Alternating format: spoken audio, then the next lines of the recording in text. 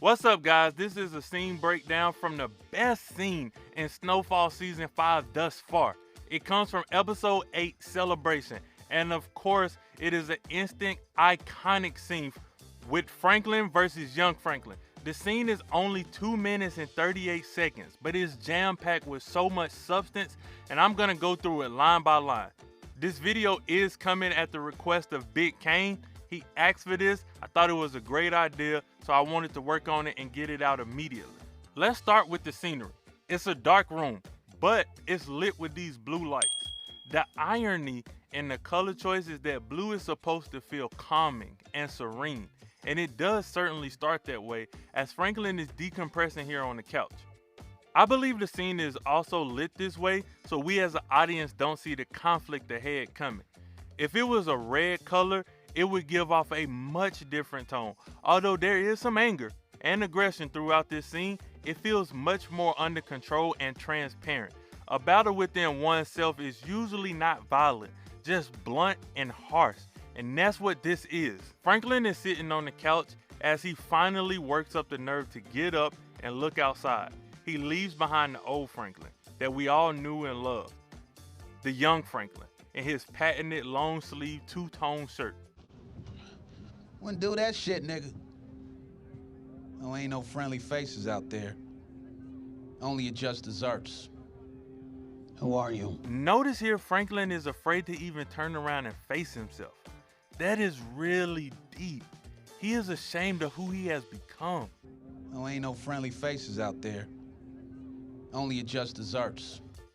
Young Franklin says his just desserts, which means nothing is out there in the world for you but the punishment you deserve, which leads us beautifully into this conversation. I guess the better question is, what have I become? Why is "what have I become" a better question? This immediately makes Franklin have to face the fact that he has become something different. Not someone, but something, like a monster, a villain, a parasite. What have I become? I don't know what the fuck you're talking about, man. He is in denial on the surface, but remember, this is a conversation with his subconscious, so deep down inside, he knows what's up. Your life. Your life is my failure. That means that the younger Franklin is taking responsibility for the current position he is in. He made a decision deeper than just getting a brick from Ivy, but not going or staying in college, not valuing education over the streets, and not looking for a different way out. He has so much brains and potential, he could have easily found a different route to the same amount of money. What? You messed it up. I messed it up for you. What? Sitting in some shitty-ass cubicle? Wiping the white man's ass? This has always been Franklin's justification, especially if you call back to some of the conversations with Andre. He's never saw it fit to work for the man. Oh, the white man. White man ain't your problem. Not yet. White man not the problem yet. That's a bit of foreshadowing that Teddy will indeed be an issue, or the government. But as of right now, he is his biggest problem. No, I don't have problems. Shit, I solve them. He is most certainly a problem solver, that's for sure. You know, you fear. Let the worst thing Dad did come true for you. He is referring to Alton's selfishness. Alton had a history of doing things that only benefit him. When they showed him in his Black Panther days, he killed his cousin because he crossed them. He felt that Teddy and the CIA crossed them, so despite the effects they may have on his family, he crossed them. And he became a drunk because that's what he wanted to do. When he came back for the very first time, remember he said this? I don't need to hear you sorry. I don't need to hear any of this shit. Sorry? What the fuck I got to be sorry about? That's all I've ever done. All I've ever wanted to do was be my own man. And I couldn't be ashamed of that if I wanted to. I got news. So even homeless and drunk on the streets, he still only cared about himself. And that's who Franklin has become. By any means necessary, do what's best for you. For us, that's bullshit. He never cared about anybody but himself. He said he was working for the people, but as soon as somebody crossed him, what'd he do? He threw them right under the bus. And here you are talking about the white man's ass when everybody gotta kiss your ass, or else. When he said this line, I was like, oh yeah, he's right about that one. It's typically Franklin's way or no way. Everyone is under his control at all times, but that's most drug dealers or bosses. The best obviously take advice and input, but most of them hardly do. They got to this position for a reason, and they believe that they are the only one equipped with the know-how. I help people. Help people? My God, you listen to yourself? God damn, nigga.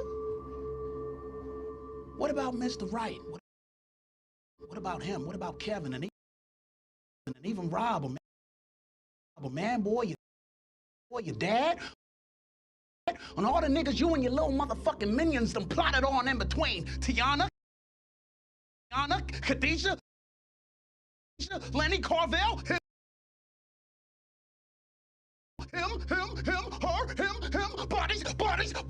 bodies. Again, I can gush about how incredible this performance is over and over. It's just amazing. But if you look at the face of current Franklin, these thoughts and these words are eating him alive right now. They're all dead. That's how you help Franklin? No, I made me and my people rich.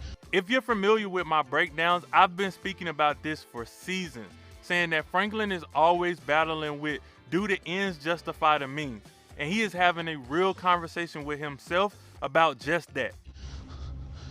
What kind of life will they have without me? See, he believes that the money is the only thing that matters, not the blood on their hands, not the lost friends, not the lost family members, not the trauma, not the stress, not the pressure, or the fact that they are under control. He thinks that none of that matters as long as they're living better financially, which speaks to what his mother said about him putting money over God. Maybe not necessarily God himself or his morals and religious beliefs, but just over everything. For what shall it profit a man if he shall gain the whole world and lose his own soul?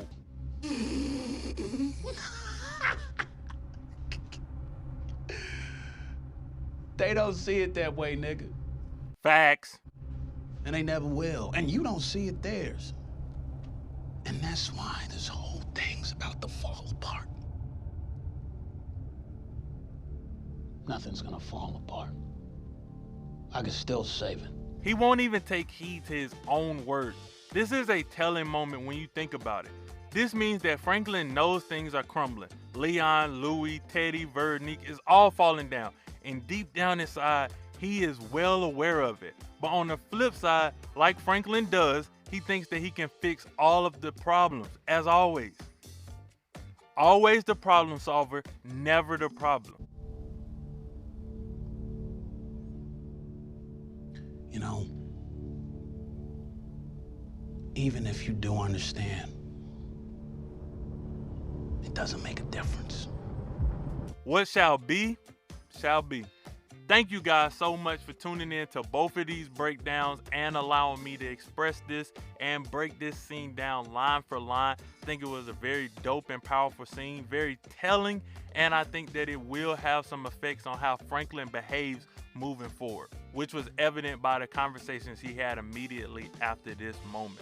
Again, if you guys are new to this channel, be sure to hit the thumbs up, subscribe, and bell notification. And until next time, man, I'm out.